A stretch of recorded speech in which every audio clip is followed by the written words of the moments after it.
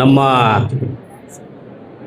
ಈ ಕ್ಷೇತ್ರದ ಶಾಸಕರು ಎಲ್ಲ ಒಂದು ಫಂಕ್ಷನಲ್ಲಿ ಹೇಳೋದು ಏನಂತಂದರೆ, ಎಲ್ಲರಿಗೂ ನಮಸ್ಕಾರ ಅಂತ ಹೇಳಿದಾಗ ಪ್ರತಿ ನಮಸ್ಕಾರ ಎಕ್ಸ್ಪೆಕ್ಟ್ ಮಾಡಬೇಕು ಅಂತ. ಹಾಗಾಗಿ ಎಲ್ಲರಿಗೂ ನಮಸ್ಕಾರ, ಧನ್ಯೋಸ್ಮಿ. ಎಲ್ಲರಿಗೂ ವಿಶ್ವ ಮಹಿಳಾ ದಿನಾಚರಣೆ ಪ್ರಯುಕ್ತ ಎಲ್ಲರಿಗೂ ಒಳ್ಳೆಯದಾಗಲಿ, ಶುಭಾಶಯಗಳನ್ನು ಕೋರ್ತಾ ಈ ಒಂದು ಸಂಭ್ರಮಾಚರಣೆ ಈಗಾಗಲೇ ಸಂಧ್ಯಾ ಮೇಡಮ್ ಅವರು ಹೇಳಿದ್ರು, ಎಲ್ಲ ಕ್ಷೇತ್ರಗಳಲ್ಲಿ ಅವ್ರಿಗಿರುವಂಥ ಕಷ್ಟಗಳು, ಅವ್ರಿಗೆ ಬೇಕಾಗಿರುವಂಥ ಅವಕಾಶಗಳನ್ನು ಈಗಾಗಲೇ ಸಂಕ್ಷಿಪ್ತವಾಗಿ ಬಹಳ ದೀರ್ಘವಾಗಿ ಅವರು ವಿವರಿಸಿದ್ದಾರೆ. ಆ ಒಂದು ವೇದಿಕೆಯಲ್ಲೂ ನಮಗೂ ಕೂಡ ಒಂದು ಸ್ಥಾನಮಾನವನ್ನು ಕೊಟ್ಟಿದ್ದಾರೆ. ಅವ್ರಿಗೆಲ್ಲರಿಗೂ ಕೂಡ ನಾನು ನಮಸ್ಕಾರಗಳನ್ನು, ವೇದಿಕೆ ಮೇಲಿರುವಂಥ ಪ್ರತಿಯೊಬ್ಬರಿಗೂ ಕೂಡ ನಾನು ನಮಸ್ಕಾರಗಳನ್ನು ತಿಳಿಸುತ್ತಾ, ಮುಂಭಾಗದಲ್ಲಿರುವಂಥ ಎಲ್ಲರಿಗೂ ಕೂಡ ಈಗಾಗಲೇ ಹೆಚ್ಚು ಮಹಿಳಾ ಸ್ಟೂಡೆಂಟ್ಸು, ವಿದ್ಯಾರ್ಥಿನಿಯರು ಎಲ್ಲರೂ ಸೇರಿದ್ದೀರಿ. ಅವ್ರಿಗೆಲ್ಲರೂ ಕೂಡ ನಾನು ನಮಸ್ಕಾರಗಳನ್ನು ತಿಳಿಸುತ್ತಾ ನನ್ನ ಒಂದು ಕೆಲವು ಅನಿಸಿಕೆಗಳನ್ನು ತಮ್ಮಲ್ಲಿ ಶೇರ್ ಮಾಡ್ಕೊಳ್ಳೋದಕ್ಕೆ ನಾನು ಇಷ್ಟಪಡ್ತೀನಿ. ಏನಂತಂದರೆ, ಪ್ರತಿ ವರ್ಷ ಕೂಡ ಏನು ವಿಶ್ವಸಂಸ್ಥೆ ಯುನೈಟೆಡ್ ನೇಷನ್ಸು ಹೆಣ್ಣುಮಕ್ಕಳಿಗೋಸ್ಕರ ಒಂದು ಥೀಮನ್ನು ಇಟ್ಕೊಂಡು ಬರ್ತಾ ಇರುತ್ತೆ. ಮಹಿಳಾ ದಿನಾಚರಣೆ ಪ್ರಯುಕ್ತವಾಗಿ ಒಂದೊಂದು ವರ್ಷ ಕೂಡ ಯಾವ ಯಾವ ವಿಭಾಗದಲ್ಲಿ ಹೇಗೆ ಕೆಲಸ ಮಾಡಬೇಕು, ಅದಕ್ಕೆ ಸಂಬಂಧಪಟ್ಟ ದೇಶಗಳು ಆ ದೇಶಗಳಲ್ಲಿ ಮಹಿಳೆಯ ಸಬಲೀಕರಣವನ್ನು, ಮಹಿಳಾ ಎಂಪವರ್ಮೆಂಟನ್ನು, ಮಹಿಳೆಗೆ ಬೇಕಾಗಿರುವಂಥ ಅವಕಾಶಗಳನ್ನು ಯಾವ ರೀತಿಯಲ್ಲಿ ಅವರಿಗೆ ಒದಗಿಸಿಕೊಡ್ಬೇಕು ಅನ್ನೋದನ್ನು ಒಂದು ಥೀಮನ್ನು ಸೆಟ್ ಮಾಡಿಕೊಂಡಿರುತ್ತೆ. ಸೊ ಹಾಗಾಗಿ ಈ ವರ್ಷದ ಒಂದು ಥೀಮಲ್ಲಿ ಕೂಡ ಏನಂದರೆ, ಸಪೋರ್ಟ್ ಮಾಡೋ ರೀತಿಯಲ್ಲಿ ಮಹಿಳೆಯನ್ನು ಒಂದು ಗೈನ್ ಮಾಡಿಸೋ ರೀತಿಯಲ್ಲಿ ಒಂದು ಥೀಮನ್ನು ಮಾಡ್ಕೊಂಡಿದ್ದಾರೆ. ಅದು ಏನಪ್ಪ ಅಂತಂದರೆ, ಪ್ರತಿಯೊಬ್ಬರು ಕೂಡ ಈಗ ಮೇಡಮ್ ಅವ್ರು ಹೇಳಿದ್ರು, ಎಲ್ಲ ವಿದ್ಯಾರ್ಥಿನಿಯರೇ ಇದ್ದಾರೆ, ವಿದ್ಯಾರ್ಥಿಗಳು ಕೂಡ ಇರಬೇಕಾಗಿತ್ತು ಅಂತ ಹೇಳ್ತಾ ಇದ್ರು. ಯಾಕಂತಂದರೆ, ಮೊದಲನೆಯದಾಗಿ ನಾವು ಒಂದು ಸ್ವಾತಂತ್ರ್ಯವನ್ನು, ಒಂದು ಫ್ರೀಡಮನ್ನು, ಒಂದು ಈಕ್ವಾಲಿಟಿಯನ್ನು ಎಕ್ಸ್ಪೆಕ್ಟ್ ಮಾಡೋದೇ ಮನೆಯಿಂದನೇ ಎಕ್ಸ್ಪೆಕ್ಟ್ ಮಾಡಬೇಕಾಗುತ್ತೆ. ಸೊ ಹಾಗಾಗಿ ಮನೆಯಲ್ಲೇ ಏನಂತಂದರೆ ತಾರತಮ್ಯ ಕ್ರಿಯೇಟ್ ಆದರೆ ಸಮಾಜದಲ್ಲಿ ಕೂಡ ನಾವು ಒಂದು ಈಕ್ವಾಲಿಟಿಯನ್ನು ಎಕ್ಸ್ಪೆಕ್ಟ್ ಮಾಡೋಕ್ಕಾಗೋದಿಲ್ಲ. ಮನೆಯಲ್ಲಿ ಏನು ಮಾಡ್ತೀವಿ ಅಂತಂದರೆ, ಕಾಮನ್ ಆಗಿ ಈಗ ಕೆಲಸ ಮಾಡು, ಅಡುಗೆ ಮಾಡು, ನಿನ್ಗೇನು ಕೆಲಸ, ಆಚೆ ಹೋಗ್ಬೇಡ, ಮನೆಯಲ್ಲೇ ಇರು ಅನ್ನೋ ಒಂದು ಶಬ್ದಗಳಿಂದನೇ ಪ್ರಾರಂಭ ಆಗುತ್ತೆ. ಮನೆಯಲ್ಲೇ ನಾವು ಆ ಒಂದು ಫ್ರೀಡಮನ್ನು ಕೊಟ್ಟಾಗ ಹೆಣ್ಮಗು ಸಮಾಜದಲ್ಲೂ ಕೂಡ ಒಂದು ಒಳ್ಳೆಯ ಫ್ರೀಡಮನ್ನು ಎಕ್ಸ್ಪೆಕ್ಟ್ ಮಾಡಲಿಕ್ಕೆ ಸಾಧ್ಯ ಆಗುತ್ತೆ ಅಂತ ಹೇಳಕ್ಕೆ ಇಷ್ಟಪಡ್ತೀನಿ. ಈಗ ಎಲೆಕ್ಷನ್ಸಲ್ಲಿ ಕೂಡ ನಾವು ನೋಡ್ತಾ ಇರ್ಬೋದು, ಹೆಣ್ಮಕ್ಳು ಯಾರಾದರೂ ಎಲೆಕ್ಷನ್ಸಲ್ಲಿ ಗೆದ್ದರೆ ಗ್ರಾಮ ಪಂಚಾಯತಿಯಲ್ಲಿ TP, ZP, even including MLA ಕೂಡ ಗೆದ್ದರೂ ಕೂಡ ಆ ಭಾಗದಲ್ಲಿ ಅಧಿಕಾರ ಅವ್ರು ಚಲಾಯಿಸಲ್ಲ, ಅವ್ರ ಪರವಾಗಿ ಅವ್ರ ಗಂಡಂದ್ರು ಬಂದು ಚಲಾಯಿಸುವಂಥ ಕಾಲ ಇದು. ಸೊ ಈಗ ಸಬಲೀಕರಣವನ್ನು ಎಲ್ಲಿ ಎಕ್ಸ್ಪೆಕ್ಟ್ ಮಾಡೋಕ್ಕಾಗುತ್ತೆ?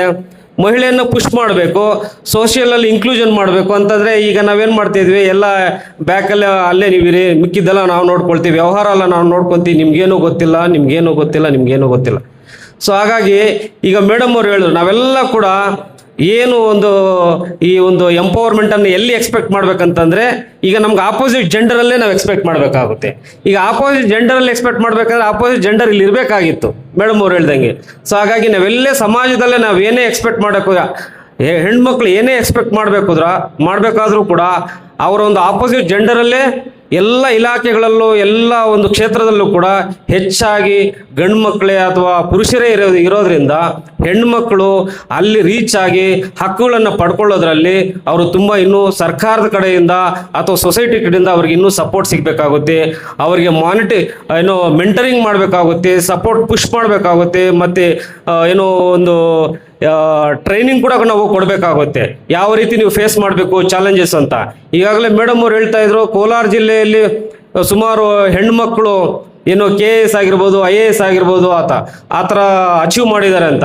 ಮೊದಲೇ ಕೋಲಾರ ಜಿಲ್ಲೆ KS ಅನ್ನೋದಕ್ಕಿಂತ ಕೋಲಾರ ಅಡ್ಮಿನಿಸ್ಟ್ರೇಷನ್ ಸರ್ವಿಸ್ ಅಂತ ಹೇಳ್ಬಿಟ್ಟು ಮೊದಲಿಂದ ಕರಿತಾ ಇದ್ದಾರೆ. ಹಾಗಾಗಿ ನಾವು ದೇಶದಲ್ಲೆಲ್ಲ ನೋಡ್ಬೋದು, ಹೆಚ್ಚಾಗಿ ಹೆಣ್ಮಕ್ಳು ಇವತ್ತು ಕ್ರ್ಯಾಕ್ ಮಾಡ್ತಾ ಇರುವಂಥದ್ದು, IAS ಆಗಿರ್ಬೋದು, IPS ಆಗಿರ್ಬೋದು, ಮತ್ತು ಎಲ್ಲ ಕ್ಷೇತ್ರಗಳಲ್ಲೂ ಕೂಡ ಇವಾಗ ಡಾಕ್ಟರ್ಸ್ ಆಗಿರ್ಬೋದು, ಇಂಜಿನಿಯರ್ಸ್ ಆಗಿರ್ಬೋದು, ಟೀಚರ್ಸ್ ಆಗಿರ್ಬೋದು, ಪೊಲೀಸ್ ಡಿಪಾರ್ಟ್ಮೆಂಟ್ ಪ್ರತಿಯೊಂದು ಡಿಪಾರ್ಟ್ಮೆಂಟಲ್ಲೂ ಕೂಡ ಹೆಣ್ಮಕ್ಳ ಮೇಲುಗೈ ಅಂತಲೇ ನಾವು ಈ ನ್ಯೂಸ್ ಪೇಪರ್ಸ್ ಎಲ್ಲ ಓದ್ತಾ ಇದ್ದೀವಿ. ಸೊ ಹಾಗಾಗಿ ನಮ್ಮ ದೇಶ ಬೇರೆ ದೇಶಗಳನ್ನು ನಾವು ಹೋಲಿಕೆ ಮಾಡಿಕೊಂಡಾಗ ನಾವು ಶಿಕ್ಷಣ ಕ್ಷೇತ್ರ ಆಗಿರ್ಬೋದು ಅಥವಾ ಅವಕಾಶಗಳಿಗೆ ಸಂಬಂಧಪಟ್ಟ ವಿಷಯದಲ್ಲಾಗ್ಬೋದು ನಾವು ಇನ್ನೂ ಹಿಂದೆ ಇದ್ದೀವಿ ಅಂತಲೇ ನಾವು ಹೇಳಬೇಕಾಗುತ್ತೆ. ಈಗ ನಾನು ಕೂಡ ಕೆಲವೊಂದು ದೇಶಗಳಿಗೆ ವಿಸಿಟ್ ಮಾಡಿದಾಗ ಅಲ್ಲೆಲ್ಲ ಹೋದಾಗ ಈ ಶಿಕ್ಷಣದ ಒಂದು ವ್ಯವಸ್ಥೆ ಯಾವ ರೀತಿ ಇರುತ್ತೆ, ಹೆಣ್ಣು ಮಕ್ಕಳ ಅವಕಾಶಗಳು ಯಾವ ರೀತಿ ಇದೆ ಅಂತ ಹೇಳ್ಬಿಟ್ಟು ನಾನು ತುಂಬ ಅಬ್ಸರ್ವ್ ಮಾಡಿದ್ದೀನಿ. ಅಲ್ಲೆಲ್ಲ ಕೂಡ ಯಾವುದೇ ಶಾಪಲ್ಲಿ ಹೋದರೂ ಕೂಡ, ಯಾವುದೇ ಆಫೀಸಲ್ಲಿ ಹೋದರೂ ಕೂಡ, ಯಾವುದೇ ಕ್ಷೇತ್ರದಲ್ಲಿ ಹೋದರೂ ಕೂಡ ಹೆಣ್ಣು ಮಕ್ಕಳ ಒಂದು ಇನ್ವಾಲ್ವ್ಮೆಂಟು ತುಂಬಾ ಇದೆ. ಹಾಗಾಗಿ ನನಗೆ ಅನಿಸುತ್ತೆ ಹೆಣ್ಣು ಮಕ್ಕಳ ಒಂದು ಇನ್ವಾಲ್ವ್ಮೆಂಟ್ ಎಲ್ಲ ಜಾಸ್ತಿ ಇರುತ್ತೆ, ದೇಶ ಕೂಡ ಅಷ್ಟೇ ಫಾಸ್ಟಾಗಿ ಡೆವಲಪ್ ಆಗುತ್ತೆ ಅಂತ ಕೂಡ ನಾನು ಹೇಳಬಲ್ಲೆ. ಹಾಗಾಗಿ ನಮ್ಮ ದೇಶ ಇನ್ನೂ ಅಂದುಕೊಂಡಿರೋ ಮಟ್ಟದಲ್ಲಿ ಯಾಕೆ ರೀಚ್ ಆಗಿಲ್ಲ ಅಂತಂದರೆ ನಾವು ಹೆಣ್ಣು ಮಕ್ಕಳಿಗೆ ಇನ್ನೂ ಸಮಾನ ಅವಕಾಶಗಳನ್ನು ಕೊಟ್ಟೇ ಇಲ್ಲ ಅಂತ ಕೂಡ ನಾನು ಹೇಳಕ್ಕೆ ಇಷ್ಟಪಡ್ತೀನಿ. ಯಾಕಂತಂದರೆ ಹೆಣ್ಣು ಮಕ್ಕಳನ್ನು ಎಲ್ಲ ಒಂದು ಧರ್ಮಗಳು ಮತ್ತು ಜಾತಿಗಳ ಒಂದು ಕಟ್ಟುಪಾಡುಗಳಲ್ಲಿ ಅವ್ರನ್ನ ಕಟ್ಟಾಕಿ ಬಿಟ್ಬಿಟ್ಟಿದ್ದಾರೆ. ಸೊ ಹಾಗಾಗಿ ಇವಾಗ ನಾವು ಏನು ಮಾಡ್ತೀವಿ, ಯಾವುದೇ ಒಂದು ದೇವಸ್ಥಾನವನ್ನು ನೋಡ್ಕೊಳ್ಳಿ, ಈ ಫಾರ್ ಎಕ್ಸಾಂಪಲ್ಲು ಯಾವ ಧರ್ಮ ಅಥವಾ ಜಾತಿಯನ್ನು ನಾವು ಕೀಳಾಗಿ ನೋಡೋದು ಬೇಡ, ಕೀಳಾಗಿ ಮಾತಾಡೋದು ಬೇಡ ಈ ವೇದಿಕೆ ಮೇಲೆ. ಆದರೆ ಈಗ ಓಂ ಶಕ್ತಿ ಅಂತ ನಾವು ಬಂದಾಗ ನೋಡಬೇಕು, ಎಲ್ಲ ಹೆಣ್ಮಕ್ಳು ಯಾವ ರೀತಿ ಕಟ್ಟೆ ಕಟ್ಕೊಂಡು ಹೋಗ್ತಾರೆ ಅಂದರೆ ಎಷ್ಟು ಇಂಟ್ರೆಸ್ಟ್ ದೇವ್ರ ಮೇಲೆ ತೋರಿಸ್ತಾರೆ, ಅಷ್ಟೇ ಇಂಟ್ರೆಸ್ಟು ಸಂಸಾರದ ಅಭಿವೃದ್ಧಿಯಲ್ಲಿ, ಶಿಕ್ಷಣದಲ್ಲಿ, ಅವರ ಮಕ್ಕಳ ಓದುವಂಥ ಕ್ಷೇತ್ರ ಇದೆ, ಆ ಮಕ್ಕಳನ್ನು ಪುಷ್ ಮಾಡುವಂಥ ಕ್ಷೇತ್ರದಲ್ಲಿ ತೋರಿಸ್ಬೇಕು. ಅವ್ರು ಎಷ್ಟು ಖರ್ಚು ಮಾಡ್ಕೊಂಡು ಹೋಗ್ತಾರೋ ಅಷ್ಟೇ ಖರ್ಚನ್ನು ಹೆಣ್ಣು ಮಕ್ಕಳ ವಿದ್ಯಾಭ್ಯಾಸಕ್ಕೆ, ಹೆಣ್ಣು ಮಕ್ಕಳ ಒಂದು ವ್ಯವಹಾರಕ್ಕೆ ನಾವು ಸ್ಪೆಂಡ್ ಮಾಡಿದಾಗ ಡೆಫಿನೆಟ್ ಆಗಿ ಹೆಣ್ಮಕ್ಳು ಅಭಿವೃದ್ಧಿ ಪಡಲಿಕ್ಕೆ ಸಾಧ್ಯ ಆಗುತ್ತೆ ಅಂತ ನಾನು ಹೇಳಕ್ಕೆ ಇಷ್ಟಪಡ್ತೀನಿ. ಹಾಗಾಗಿ ನಾವೆಲ್ಲ ಕೂಡ ಈ ಒಂದು ಸೈಂಟಿಫಿಕ್ ಟೆಂಪರನ್ನು ಇಟ್ಕೋಬೇಕು. ಸೈನ್ಸ್ ಓದೋದು ಬೇರೆ, ಸೈಂಟಿಫಿಕ್ ಟೆಂಪರ್ ಇಟ್ಕೊಳ್ಳೋದು ಬೇರೆ. ನಾನು ಕೂಡ ಇವಾಗ BSc ಓದ್ತೀನಿ, MSc ಓದ್ತೀನಿ, MTech ಓದ್ತೀನಿ, MCA ಓದ್ತೀನಿ, ಅದೆಲ್ಲ ಕಾಮನ್ನು. ಅದು ಸಬ್ಜೆಕ್ಟ್ಸ್ ಓರಿಯೆಂಟೆಡ್ ಓದೋದು ಬೇರೆ. ಸೈಂಟಿಫಿಕ್ ಟೆಂಪರ್ ಅಂತಂದರೆ ವಿವೇಚನೆ ಇಟ್ಕೊಂಡು ಆಲೋಚನೆ ಮಾಡೋದು, ವಿವೇಚನೆ ಇಟ್ಕೊಂಡು ಜೀವನವನ್ನು ನಡೆಸೋದು, ಅಭಿವೃದ್ಧಿ ಮಾಡುವಂಥದ್ದು. ಆ ಒಂದು ಆಲೋಚನೆ ಇಟ್ಕೊಂಡಾಗ ನಿಮಗೆ ಇರುವಂಥ ಅಡ್ಡ ಆತಂಕಗಳು ಏನಂದರೆ ಬದು ಅಂತ ಏನು ಕರಿತೀವಿ, ಬೌಂಡ್ರಿ ಅಂತ ಏನು ಕರಿತೀವಿ, ಆ ಬೌಂಡ್ರಿಗಳನ್ನು ನೀವು ಬ್ರೇಕ್ ಮಾಡಿ ನಿಮಗೆ ಬೇಕಾಗಿರುವಂಥ ಒಂದು ಸವಲತ್ತುಗಳನ್ನು, ಅವಕಾಶಗಳನ್ನು ಡೆಫಿನೆಟ್ ಆಗಿ ನೀವು ಗಿಟ್ಟಿಸ್ಕೋಬಹುದು ಅಂತ ನಾನು ಹೇಳೋದಕ್ಕೆ ಇಷ್ಟಪಡ್ತೀನಿ. ಹಾಗಾಗಿ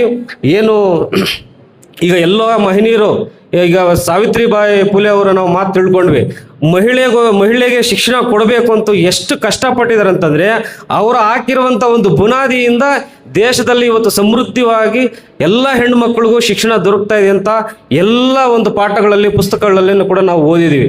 ಅದೇ ರೀತಿಯಾಗಿ ಹೆಣ್ಣು ಮಕ್ಕಳಿಗೆ ಪ್ರತಿ ಕ್ಷೇತ್ರದಲ್ಲೂ ಈಕ್ವಾಲಿಟಿ ಮತ್ತು ಈಕ್ವಿಟಿ ಸಿಗಬೇಕಂತ ಅಂಬೇಡ್ಕರ್ ಅವರು ಬರಹಗಳಲ್ಲಿ, ಸಂವಿಧಾನದಲ್ಲಿ ಅದನ್ನು ಸೇರಿಸಿ ಎಲ್ಲ ಜಾತಿಯ, ಎಲ್ಲ ಧರ್ಮದ, ಕ್ರೀಡ್, ಕಲರ್ ಏನೂ ಇಲ್ದಿರ, ರಿಲಿಜನ್ ಏನೂ ಇಲ್ದಿರ ಎಲ್ಲ ಮಕ್ಕಳಿಗೂ ಕೂಡ, ಹೆಣ್ಮಕ್ಳಿಗೂ ಸಮಾನ ಅವಕಾಶಗಳು ಸಿಗಬೇಕಂತ ಒಂದು ಸಿಸ್ಟಮ್ ಮುಖಾಂತರನೇ ಸೇರಿಸಿರೋದ್ರಿಂದ ಇವತ್ತೆಲ್ಲರೂ ಕೂಡ ನಾವು ಅನುಭವಿಸ್ಲಿಕ್ಕೆ ಆಗ್ತಾ ಇದೆ.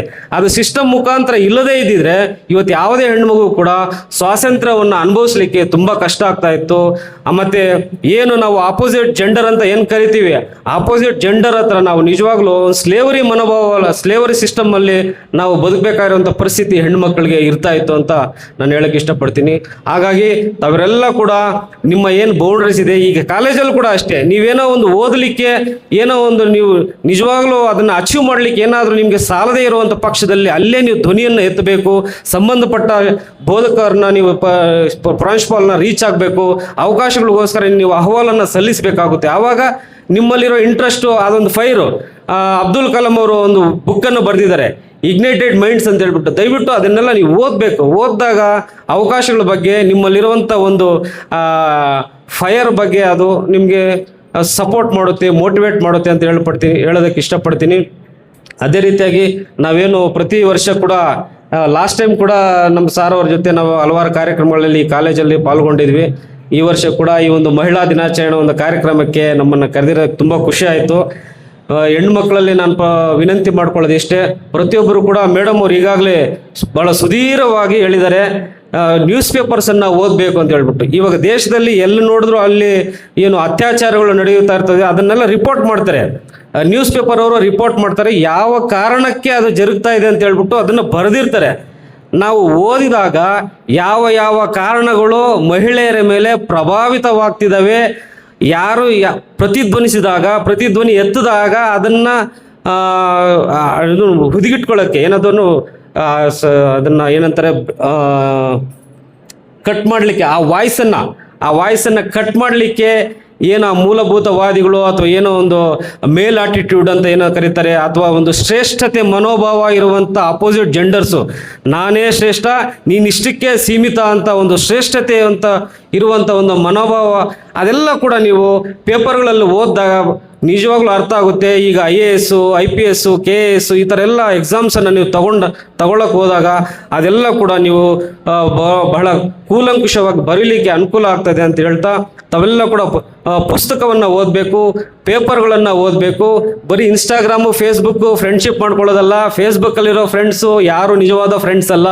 ಇನ್ಸ್ಟಾಗ್ರಾಮ್ ರೀಲ್ಸು, ನೀವು ಪದೇ ಪದೇ ರೀಲ್ಸ್ ಮಾಡೋದ್ರಿಂದ ನಿಮ್ಮ ಎಮೋಷ್ನಲ್ಲು ಡ್ಯಾಮೇಜ್ ಆಗುತ್ತೆ, ನಿಮ್ಮ ಸೈಕ್ಯಾಟ್ರಿಕ್ ಪ್ರಾಬ್ಲಮ್ಸ್ ಬರುತ್ತೆ ಅಂತ ನಾನು ಹೇಳ್ತಿಲ್ಲ, ಸೈಂಟಿಸ್ಟ್ ಹೇಳ್ತಿದ್ದಾರೆ, ಎಕ್ಸ್ಪರ್ಟ್ಸ್ ಹೇಳ್ತಿದ್ದಾರೆ.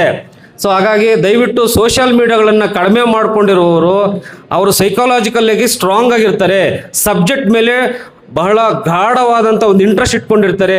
ಸೊ ಹಾಗಾಗಿ ಸೋಷಿಯಲ್ ಮೀಡಿಯಾಗಳನ್ನು ಕಡಿಮೆ ಮಾಡಿ ಆಫ್ಲೈನ್, ಇವಾಗ ಪೇಪರ್ಸ್ ಆಗಿರ್ಬೋದು, ನ್ಯೂಸ್ ಆಗಿರ್ಬೋದು, ಕತೆ ಕಾದಂಬರಿಗಳಾಗಿರ್ಬೋದು, ಮತ್ತು ಗ್ರಂಥಗಳಾಗಿರ್ಬೋದು, ಲೈಬ್ರರಿಯಲ್ಲಿ ಸಿಗುವಂಥ ಹಲವಾರು ಪುಸ್ತಕಗಳನ್ನು ನೀವು ಓದಿದಾಗ ನಿಜವಾಗ್ಲೂ ಸಬಲೀಕರಣ ಆಗುತ್ತೆ ಅಂತ ನಾನು ಬಹಳ ಗಟ್ಟಿಯಾಗಿ ನಾನು ನಂಬ್ತೀನಿ.